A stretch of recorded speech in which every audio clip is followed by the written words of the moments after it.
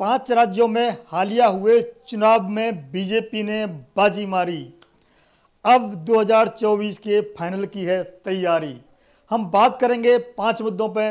पहला मुद्दा होगा जनता का मूड क्या है, यानी मुद्दे क्या हैं, कौन सा मुद्दा हावी है 2024 के लिए।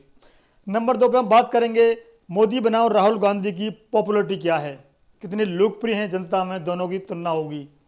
नंबर 3 पे हम बात करेंगे 2024 के लिए एनडीए सत्तारूढ़ गठबंधन बनाम विपक्ष इंडिया गठबंधन में कितनी टक्कर है, कितनी सीट किसको मिल सकती हैं 2024 के लोकसभा चुनाव में।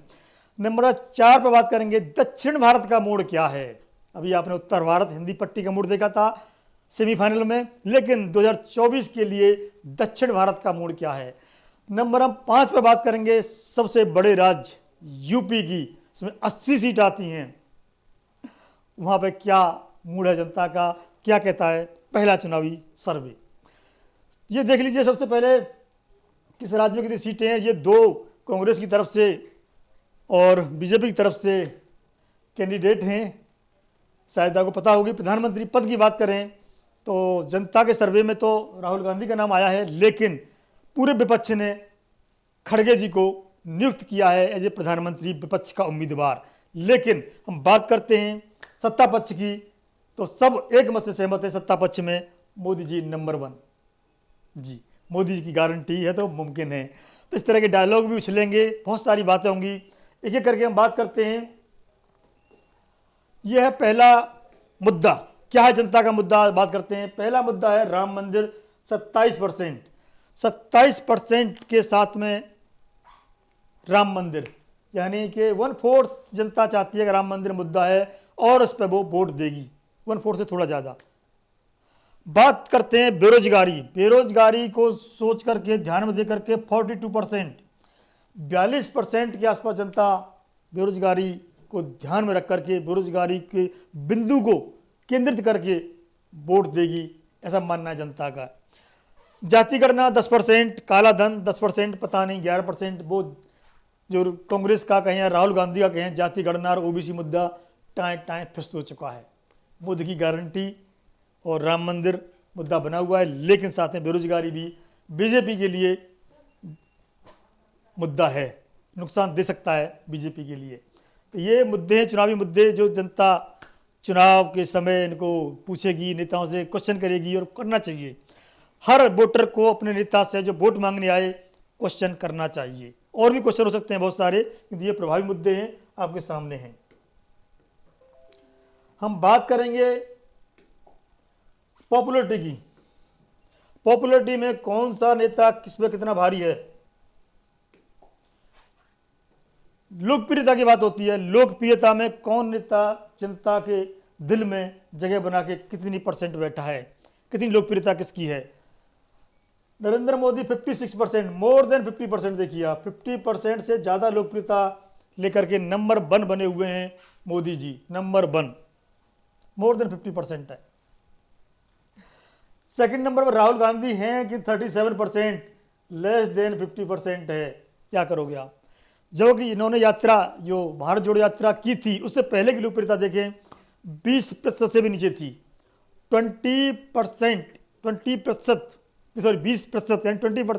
से भी नीचे लोकप्रियता थी इनकी भारत जोड़ो यात्रा से पहले। भारत जोड़ो यात्रा का असर पड़ा है, 17-15% 18% के सकते हो आप, लोकप्रियता बढ़ी है राहुल गांधी की। बाकी दोनों की छोटी बात है, 3 और 4% कोई मायने नहीं रखते, किंतु नरेंद्र मोदी आज भी नंबर 1 बने हुए हैं। वैश्विक स्तर पर भी कहा जाता है कि नंबर 1 है, लेकिन भारत की बात करते हैं, पॉपुलरिटी की बात करते हैं, लोकप्रियता की बात करते हैं, 50% से ज़्यादा यानी 56% के आसपास नरेंद्र मोदी की लोकप्रियता बनी हुई है। बात आती है 2024 में। 2024 में क्या रह सकता है, हमने बताया था आपको मुद्दा अपना। 2024 में जो बात निकल के आती है, चुनावी सर्वे की बात करें, एनडीए यानी सत्ता पक्ष, सत्ता पक्ष की बात करते हैं, सत्ता पक्ष और विपक्ष। सत्ता पक्ष 289 से 329, यानी कुल बात करते हैं हम 554 सीटें हैं, 554 53 सॉरी 543 सीटें हैं, 272 सीट चाहिए लोकसभा में बहुमत पाने के लिए। 272 सीट चाहिए और 272 के लिए देखिए आप 289, मतलब कम से कम भी बात करें तो उनकी आज की डेट में तो कम से कम बहुमत हासिल है। कम से कम सीट आएंगी तब भी बहुमत से कुछ ज़्यादा हैं। बात विपक्ष के गठबंधन की बात करते हैं, 175 से 215 यानी 215, तो कहीं ना कहीं अभी दूरी बनी हुई है, काफ़ी दूरी बनी हुई है। हम वो भी बात करेंगे किस राज्य में क्या संभावना है, यही बात कर लें मोटे तौर पे हम, तो सबसे बड़ी जो विपक्ष के लिए लाभ हो सकता है वो है पश्चिम बंगाल। देखिए वेस्ट बंगाल की बात करें हम, सॉरी क्षमा चाहूँगा, पश्चिमी बंगाल की बात करें हम, पश्चिम बंगाल विपक्ष के लिए अच्छा साबित हो सकता है। 42 सीटें, अच्छी खासी सीटें यहाँ पर विपक्ष के लिए। बिहार अच्छा साबित हो सकता है, बिहार की बात करें हम, यहाँ पर करीब 40 सीटें हैं लोकसभा की, जो अच्छा साबित हो सकता है। महाराष्ट्र की बात करें हम, महाराष्ट्र की, इनका अलग से भी हम करेंगे, गणित बताएंगे पूरा, चुनावी गणित पूरा समझाएंगे आपको। हम बात करते हैं कर्नाटक की। कर्नाटक में करीब करीब 28 सीटें हैं। तो ये जो सीटें हैं टोटल मिला के बात करें 158 है यहाँ पर, सॉरी 158 इन राज्यों में सीटें हैं, 4 राज्यों में। ये महत्वपूर्ण राज्य हैं जहां विपक्ष थोड़ा बहुत कर सकता है, यानी ये आंकड़ा थोड़ा बहुत बढ़ सकता है। साउथ की बात करेंगे, साउथ में विपक्ष मजबूत है, नो डाउट, साउथ की अलग बात होगी, लेकिन यूपी में और इधर की बात करें, हिंदी पट्टी की बात करें तो विपक्ष बहुत नीचे है। किंतु जो सबसे ज़्यादा संभावना है इन राज्यों में, पश्चिम बंगाल, बिहार। पिछली बार पश्चिम बंगाल में बीजेपी ने अच्छा किया था, लेकिन इस बार बीजेपी अभी वहाँ कहीं दूर दूर तक ममता दीदी के सामने दिखाई नहीं देती। बात बिहार की करते हैं, नीतीश कुमार और बीजेपी साथ लड़ी थी, इस बार विपक्ष में हैं, लालू के साथ हैं, तेजस्वी के साथ हैं नीतीश कुमार, और मांझी जैसे छोटे छोटे दल बीजेपी के साथ हैं, किंतु क्या गुल खिलाएंगे देखा जाएगा। संभावना विपक्ष की अच्छी है यहाँ पर। बात करेंगे महाराष्ट्र की, आपको पता होगी शिवसेना को तोड़ दिया गया था, शिंदे को तोड़ के मुख्यमंत्री बनाया गया है, और उद्धव ठाकरे की शिवसेना की बात करते हैं हम, शिंदे की शिवसेना अलग बन गई है अब। एनसीपी की बात करते हैं, एनसीपी को तोड़ करके अजित पवार ने अलग पार्टी बनाई है, और दोनों बीजेपी के साथ हैं, कोई मुख्यमंत्री उप मुख्यमंत्री बन के बैठे हैं, वित्त मंत्रालय लेके बैठे हैं। तो अब वो समीकरण बदल गया है, पिछली बार शिवसेना और बीजेपी लड़ी थी, वो समीकरण बिल्कुल नहीं है, लेकिन फिर भी कांग्रेस, शरद पवार और उद्धव ठाकरे के लिए यहाँ संभावना बनी हुई है। बात कर्नाटक की बात करते हैं, क्योंकि वहाँ पर कांग्रेस ने अभी अभी चुनाव जीता है, अच्छे खासे मार्जिन से चुनाव जीता है, तो वहाँ भी संभावना बनी हुई है विपक्ष के लिए। बाकी हिंदी पट्टी की बात अगली वीडियो में करेंगे हम बात करेंगे दक्षिण भारत की। दक्षिण भारत में क्या संभावना रहने वाली है, एनडीए यानी सत्ता पक्ष की बात करें हम, सत्ता पक्ष की, सत्ता पक्ष यहाँ पर थोड़ा सा कमजोर है, 15 से 25 सीटें मिलने की संभावना है। और विपक्ष की बात करें हम, विपक्ष की 72 से 82, अच्छा खासा दबदबा है विपक्ष का, ठीक ठाक।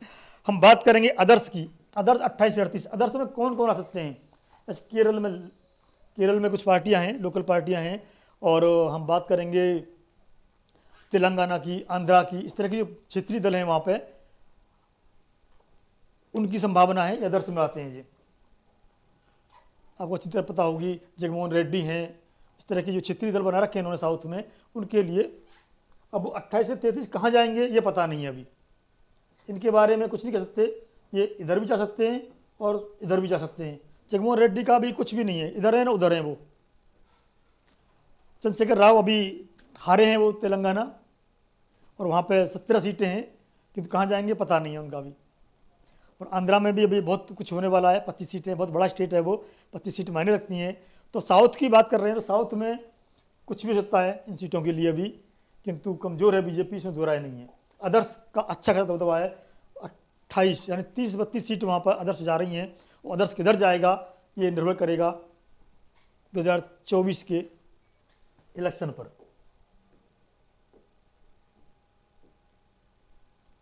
बात करते हैं यूपी, सबसे बड़ा राज्य यूपी, 80 सीटें आती हैं जी, 80 सीटें आती हैं यूपी की। 80 में से एनडीए यानी सत्ता पक्ष की बात करें हम, सत्ता पक्ष यहाँ बहुत मजबूत है, और विपक्ष की बात करें तो बहुत ही कमज़ोर है। और यहाँ भी विपक्ष में कौन कौन है, बस सपा कांग्रेस और आरएलडी भी इनके साथ है।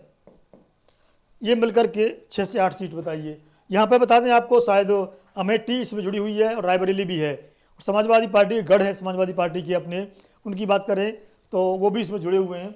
6 से 8 सीटों पर संभावना है। और ये बीएसपी कह सकते हो दौर में, इसमें बीएसपी 0 से 2 ले जा सकती है।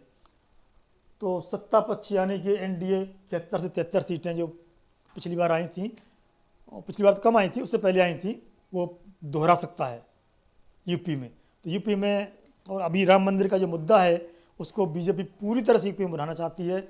चाहे अभी वो जाट अस्मिता का मुद्दा हो, वो खैर देखते देखते नेगेटिव हो गया था, किंतु पॉजिटिव लाने का प्रयास किया है इन्होंने, और जाटों के लिए बहुत बड़ा मुद्दा बना था, आपको पता होगी। और जंतर मंतर पे बीजेपी के जो प्रदेश अध्यक्ष हैं भूपेंद्र चौधरी जाट समाज से आते हैं। जंतर मंतर पे कई केंद्रीय नेताओं के साथ में, मंत्रियों के साथ में, जाट मंत्री हैं जो, उनको बड़े नेताओं को लेकर के जंतर मंतर पर धरना दिया था। कई किसान संगठन भी थे उसमें, इन्होंने धरना दिया था। किंतु उसमें गड़बड़ क्या हुई, साक्षी मलिक ने जो और बजरंग पूनिया ने पासा पलट दिया, और उसको देखते हुए फिर उन्होंने डैमेज कंट्रोल करने का प्रयास किया, और उसके बाद में काफ़ी कुछ डैमेज कंट्रोल हुआ है, और ये आंकड़ा आता हुआ दिखाई देता है। लेकिन वो कितना डैमेज कंट्रोल होगा समय बताएगा। कि फिलहाल जो उससे पहले ये घटना घटी है, उससे पहले का सर्वे है, और तब 71 से 73 के बीच में रहने की संभावना थी। तो ये था हमारा 2024 का चुनावी सर्वे।